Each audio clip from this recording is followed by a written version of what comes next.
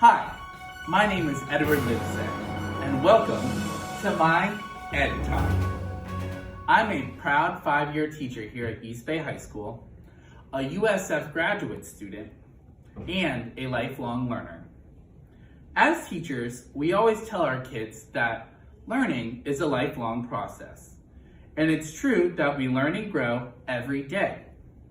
We also know that discovering new ways to both inspire and impact student growth through innovative approaches in the classroom every year is important. We also know that students' needs are constantly changing and becoming more essential to fulfill the next generation. This is why we're here today at East Bay High School to answer this very essential question. Why is it important for schools to practice continued growth and development through teacher education and create highly effective instructional classrooms? Or in other words, why is it important for continues to continue that professional development to create better classroom instruction strategies? Today, we're going to be interviewing curriculum leaders here at East Bay High School and get their take on continued education. Is it imperative to have highly effective professional development to reach schools' curricular goals? And who gains and who benefits the most from continued professional development in a teaching staff? Let's meet the amazing staff at East Bay High School and find out. Hi, and welcome back to my Ed Talk. We are now sitting down with Ms. Clark. Hello. Hi, Ms. Clark. Ms. Clark, would you like to introduce yourself to everybody? Absolutely. So I am Ashley Clark. I teach with Eddie here at East Bay High School. This is my 11th year here at East Bay. I've held many positions, but my most recent one that kind of qualifies me for this interview is I am the teacher leader. So I handle the professional development and training of teachers at our site. Beautiful. And what's your level of education? Okay, so I have a bachelor's in secondary English education. Beautiful. And then I have a master's degree from the University of South Florida. Go Bulls! So undergrad, yeah. And then that is in educational leadership. Beautiful. And then how many years have you been at East? Have you been an educator? So East Bay's the only school I've taught, so 11 years. Wonderful. Yep. So Ms. Clark, you are the teacher leader here at East Bay, and I have seen you done so many programs and so many PDs. For you, Ms. Clark, what are your curricular goals for East Bay High School? So I think that varies. So this year, this is my first year in this position, if you're talking curricular, are you talking like a certain, sorry, I have a follow-up, certain like area of instructional focus?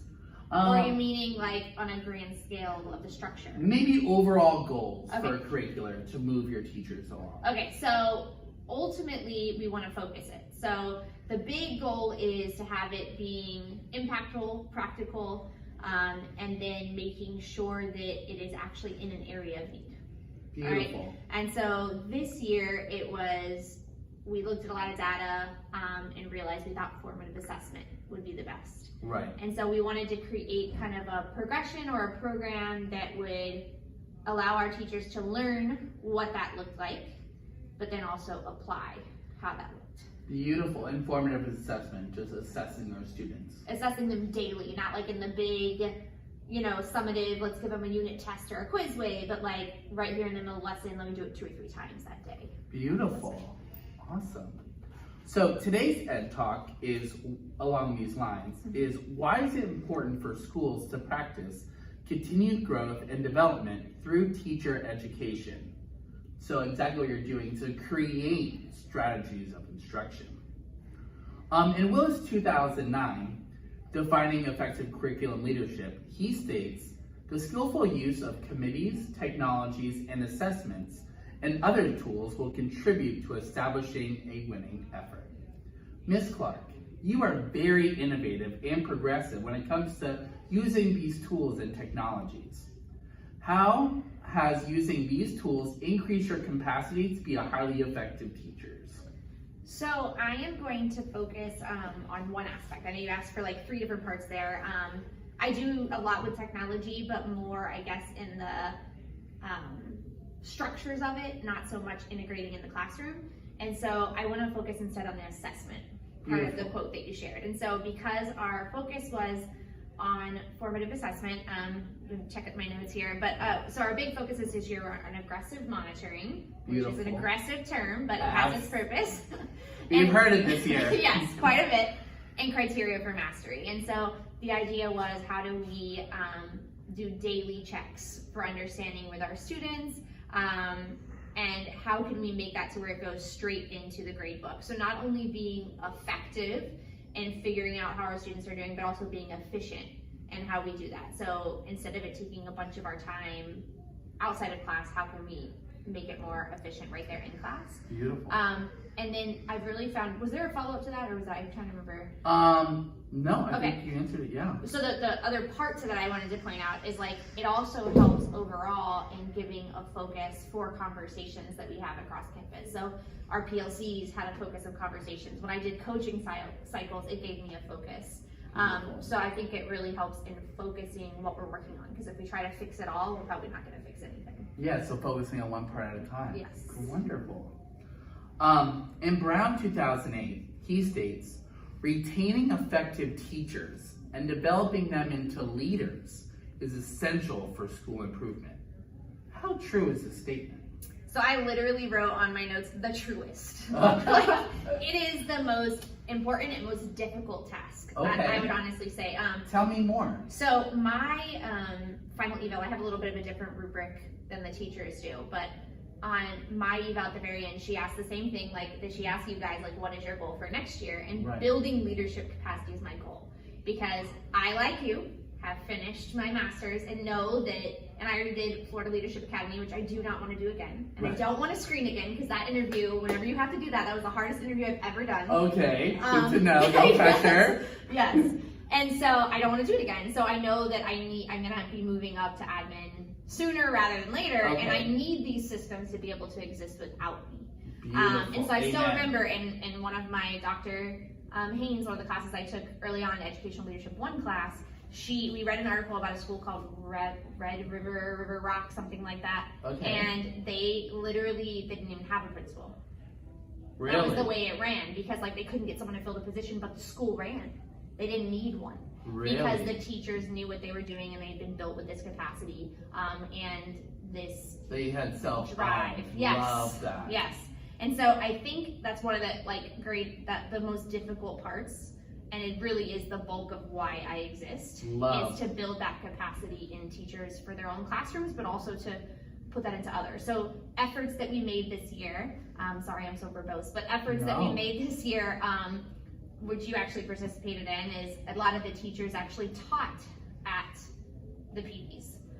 So I created the structures, you know, like gallery walks and whatnot, but you were the one who was presenting what you had learned and all of that. And so the hope is that now, if I were to say, hey, how about you try to teach someone and lead this, like, you know, you're learning slowly so, like, how to do continuing that legacy I'm hearing. So even if you're gone, that, like, leadership of continuing to push professional development is still continuing. Yeah, that would be the hope. You know, that someone else, or if I'm absent, someone else could take on, you know, the responsibility of that. So I mean, you do it so well.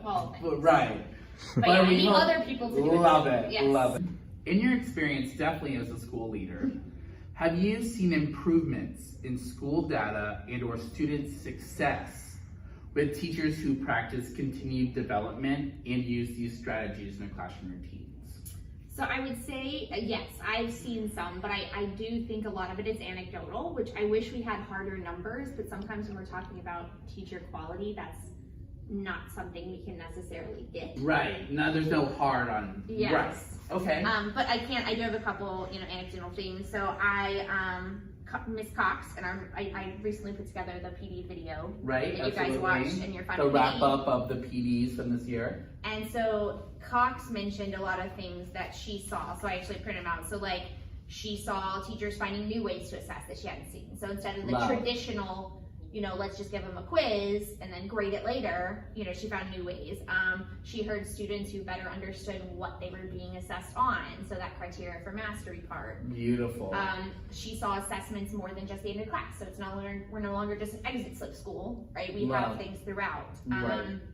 She saw more concerted effort to actually aggressively monitor, and so I will comment my own observations. We do something called instructional learning walks. Okay. Once a week. We did them. It's not as easy now because of all the testing and everything, Love but that. we did them in like first through third quarter, and we would just go with an administrator and we go see multiple classes. And I will tell you, when I walk in, teachers get out of their desks. If they're sitting behind the desk, they just get up. Uh-oh, someone's there. Yeah, so I need to pretend I'm doing something, right? But I will say, when I used to walk in my previous coaching role, people would just get up and monitor behavior, right? Oh, put your phone up, take your hat off, Now teachers are getting up and they're saying, hey, number 4, why do you put that answer? Love that. So we're really diving more in the curriculum aspect. Correct. Yeah. And so they're realizing that when I'm walking around, it's not just to be proximity control, it's to provide instructional support. Like, that's what you're supposed to be doing when you walk around. I love that. So we've seen a lot more increases to that. We've seen more reactions to when kids get it wrong, what do? I don't just move on. Right. I go back and how do I look for the things that are going wrong?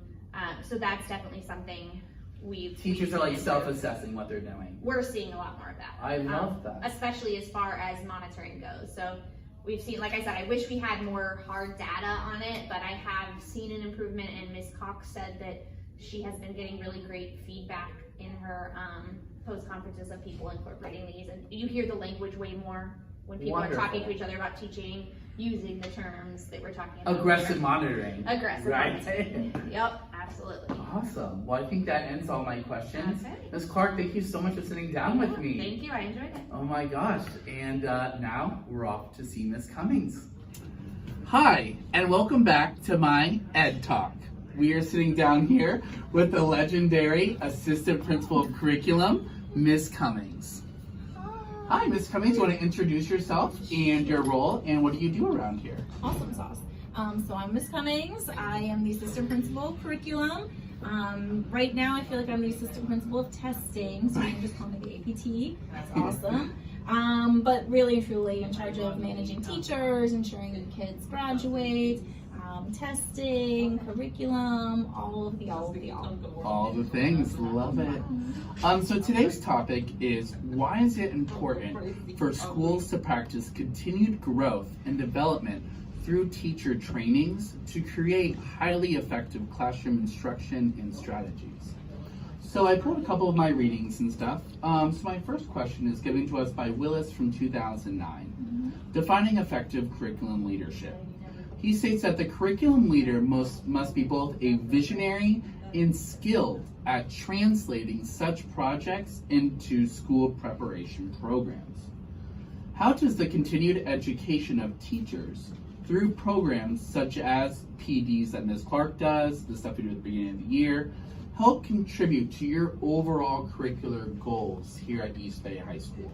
Well, so a couple of things. I think that we must continue growing and shifting and changing as teachers. A is just an example for our kids, right? So expecting them to keep learning and growing. And then B, our kids are changing. Like, I know when I started teaching 20 years ago, kids are not the same now as they were 20 years ago, and the challenges that they face are not the same as they were. And so then the challenges that we face as educators are not the same. So if we're not staying fresh and learning new skills and different ways to reach them, then we're going to be stagnant, and then our kids aren't going to move and grow and want to be going on that journey with us. So like, that's my first reason for wanting to do it. Like growing with the students' needs. Right. Awesome. And I know, like, for folks that have worked with me, like on the instructional leadership team or like PLC leaders, like I always refer to them as lead learners. Like, we should be the lead learners in the school, doing things to improve our practice so that other teachers who are coming to us like see us as an adjunct. Yeah, and like learn those skills of whatever we're doing. Yeah. I love that. Yeah. So like I do a lot of, like during the summer, talks always last week, so it's a little bit quieter during the summer, so I have time to like sit here and read. Yeah, no. And then in terms of like you asked, I'm just kind of reference back to the question. So how does that continued education help develop our teachers? Like when we set goals, right? So we look at the data, what do our teachers need, and then every single PD that we do, every of the little bite-sized ones, the bigger ones, everything we do comes back to like, does this meet the goal? So almost like backwards planning that we do with our students, we do with the teachers. I love that. Yay, I'm glad. Yeah, to reach our goals. Oh, wonderful. So, in Brown 2008, he states that building capacity for instructional knowledge and delivery, there must be a system in place for ongoing training to be effective for standards-based instruction planning, standards-based delivery, and standards-based instruction.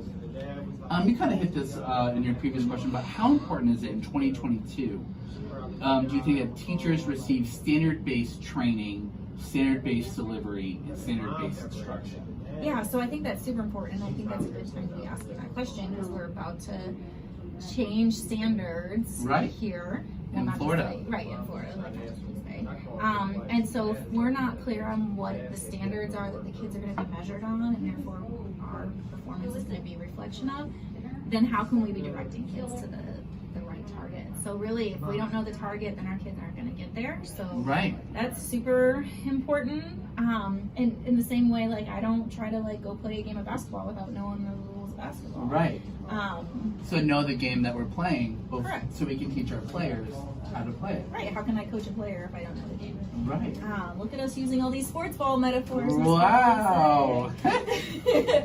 Then also like when I'm thinking about like I remember when I first started teaching, like there were standards, but it was not like it is now. So they were like, I was an English teacher, so here's like an anthology of books, and so really I was just like, let's talk about books, kids. You know?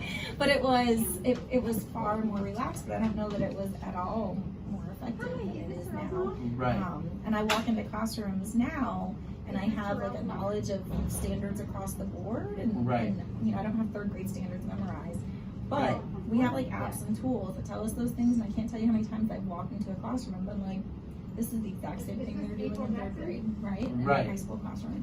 And so if we're not paying attention to standards, chances are we're going to undersell our students and give them something that's not as rigorous as we could be. Beautiful, absolutely. Oh, awesome. And I definitely agree with you, especially with all those standards, always changing, but it's like for our students. Yeah. So last question is coming. Ready for it? In your experience as a school leader, have you seen improvements in school data and or student success with teachers who have practiced continued professional development or use these strategies in their daily classroom? Yeah, so we actually have a lot of data that supports this here at our school. So we were very intentional when we looked at what was our instructional priority this year. And so this year we were focusing on formative assessment, and then we would do a big training, and then we would do smaller trainings where we were doing before school, 10 to 15 minutes, you know, here's a strategy you could take back to your classroom and use right now. And then we were doing what we call tribe walks, but learning walks where teachers could go and watch other people who had been coached on the strategy using it well. So there were a handful of teachers that went through several cycles and completed full cycles, and then they were doing that with our teacher talent developer, so our professional development instructional coach. And that was Ms. Clark, correct? Yep, and we seen her earlier. So, so you're friends with Ms. Clark, right? Audience. So Ms. Clark would do these cycles, and then she would report back to us. And let's just say Mr. Livesay completed the whole cycle. Ms. Cummings, go check out his classroom and see what you see. And when I followed behind her, I could see the evidence of, I know what Mr. Livesay's been doing all this other time, but now he's done this instructional coaching cycle, and I can see those actions being put into place. So for us, it was very visible, and and Ms. Clark does a great job of tracking the data of who's doing it. And you know, sometimes there were times where someone would go and they would go to the PD, but there wouldn't be a change in practice, and so we would see that on occasion. And so then it just, all right, I need you to circle back with that coach. Beautiful. Sometimes as a whole school. Because just going doesn't make your kids effective. Correct. Just Right. because I go doesn't mean I'm actually going to change my practice. Right. And what you'll see as we start making decisions about next year is that we still have work to do on formative assessment here at East Bay. Right. But we're now like massaging that work, right? So we're Right. taking what we see as happening and changes being made in our teachers' practice, and then where can we still work to improve there. So that's what we're going to tailor our work to next year. Awesome. Yeah. And I look forward to next year. Me too. Oh my God, Miss Cummings, thank you so much for sitting down with me. Welcome. And now we're gonna go to Miss Cox. Thank you so much for coming to our Ed Talk. Yeah. All right, and welcome back to my Ed Talk. We are sitting down here with our legendary principal, Miss Cox for East Bay High School. Well, thank you for the legendary. Right. Thank you. Thank you so much for joining us. You're welcome. Can you introduce yourself and your title and responsibilities here? Okay. Hi, everyone. I'm Amy Cox. I'm the proud principal of East Bay High School. I've been principal. This is my 3rd year now, and my overall responsibilities include the overall management of both curriculum and programs and administrative moves within the school. Beautiful. Let's go ahead and just dive into some questions. Okay. So today's topic is, why is it important for schools to practice continued growth and development through teacher education to create highly effective classroom strategies in instruction?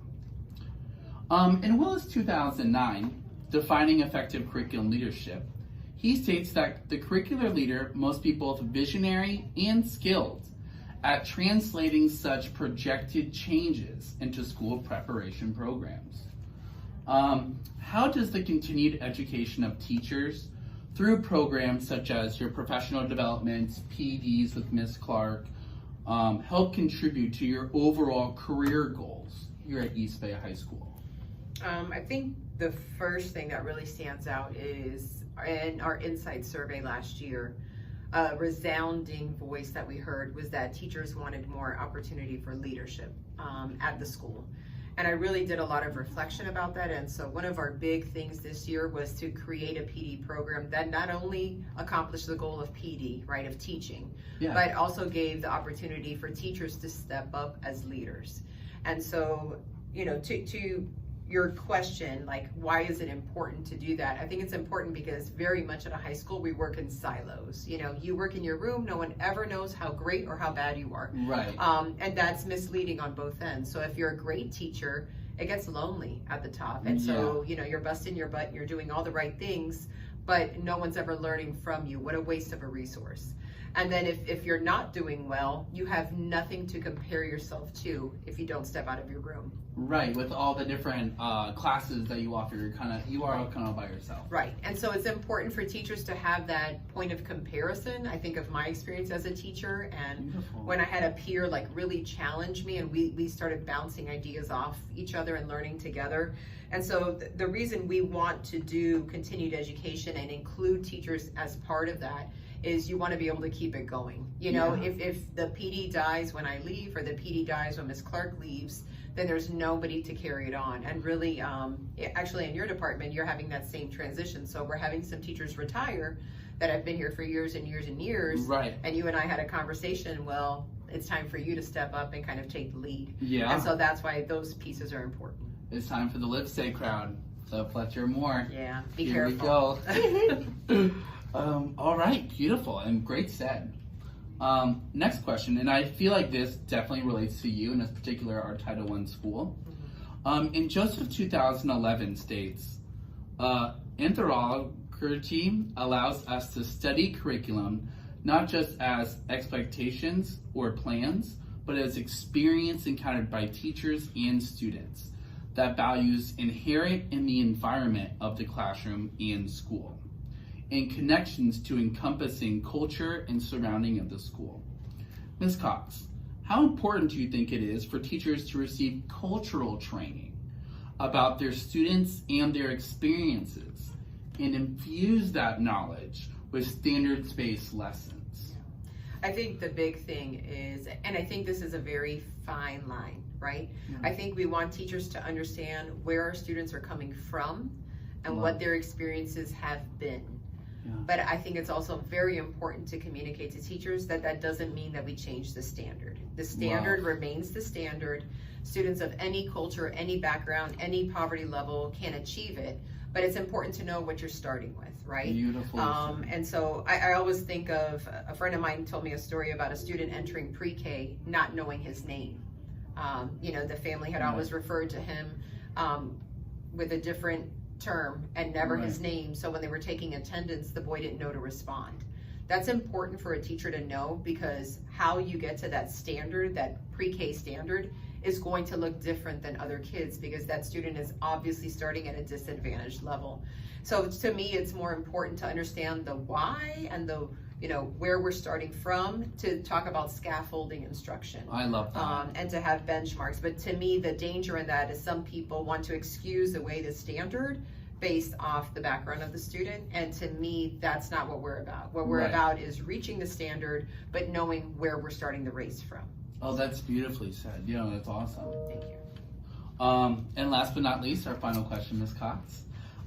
In your experience as a school leader, have you seen improvements in your school data and or student success with teachers who have practiced continued professional development and use these strategies in daily classrooms? Yeah. I think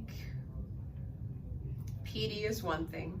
Yeah. I think PD in practice is another. Oh, right. So going to a workshop, getting the notes, hearing the great idea. Getting the 3 points that you need for your license. Right, that's like check, I'm moving on. But really, the biggest gains I've seen from teachers is when they allow themselves to be coached.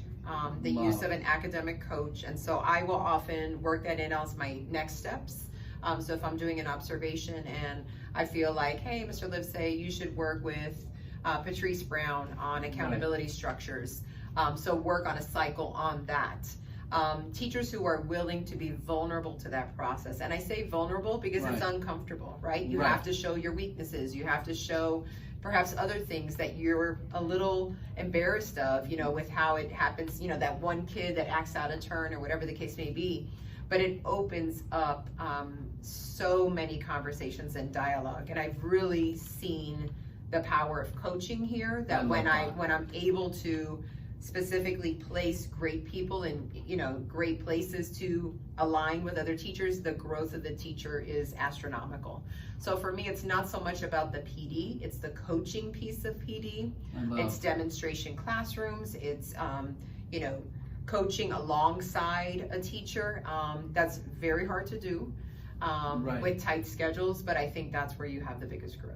And I definitely agree with that. At East Bay High School, I both coached and been coached by Fletcher, Miss Guthan, and just those strategies they taught me has just been, just made me so much better in year 5 compared to year 1. Right, and for me that involves, again, that vulnerability and that pushback, right? And so I think sometimes as peers, we don't want to let somebody know that there's a better way to get it done. But really, if we're not pushing each other, then what are we about, right? It's a little hypocritical for us to work in education and to think that we have, you know, the be all end all. So we really have to be open to that process.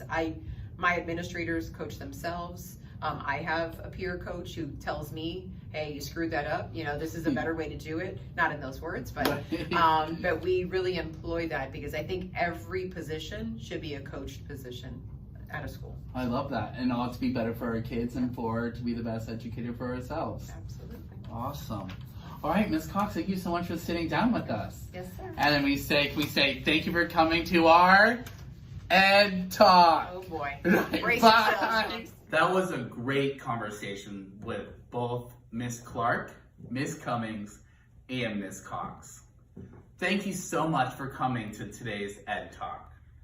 In review, we talked to Ms. Clark, our teacher leader, about the importance of continuing teacher education to improve classroom instruction strategies.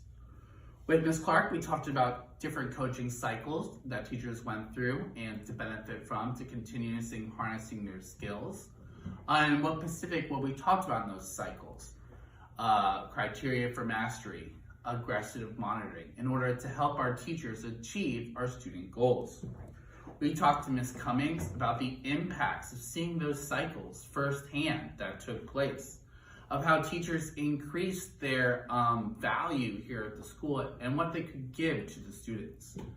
We also talked with the legendary Ms. Cox about the importance of coaching and finding that peer teacher for you that's really gonna push you into greatness. And no matter where a kid starts, that they can always be met to the standard with a great academic lesson through instructional strategies taught in a professional development. My name is Edward Livesay, and thank you for coming to our Ed Talk.